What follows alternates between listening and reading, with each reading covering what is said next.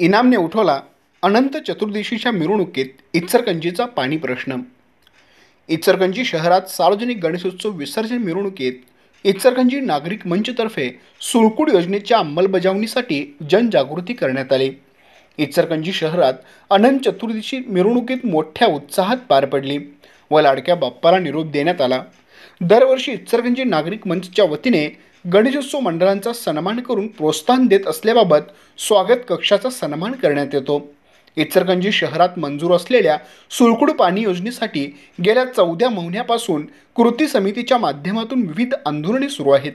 गेल्या आठवड्यात पालकमंत्री हसन मुश्रीफ यांच्या विरोधात निदर्शने केल्याप्रकरणी कृती समितीच्या पदाधिकाऱ्यांवर गुन्हे नोंद करण्यात आले। एकीकडे पाण्यासाठी रक्तपाताची भाषा करणारे मोकाट व मंजूर योजनेची अंमलबजावणी करणाऱ्या कार्यकर्त्यावर राजकीय दबावात गुन्हे दाखल केल्याची चर्चा शहरभर सुरू आहे।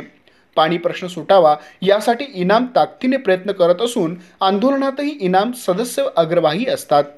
यावर्षी इनामच्या वतीने सुळकुड पाणी योजनेसंदर्भात सर्व स्वागत स्टेजवर जाऊन विविध राजकीय पक्ष व सामाजिक संस्थांच्या पदाधिकाऱ्यांना फलक हातात देऊन प्रबोधन करण्यात आले।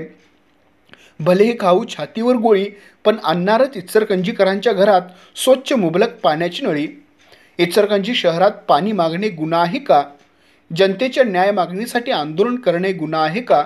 इचलकरंजीकरांनो, हीच परिस्थिती राहिली तर आपल्या गावाला न्याय कधी मिळणार? असे लक्षवेधी फलक मिरवणुकीत मार्गावर चर्चेचा विषय बनले होते।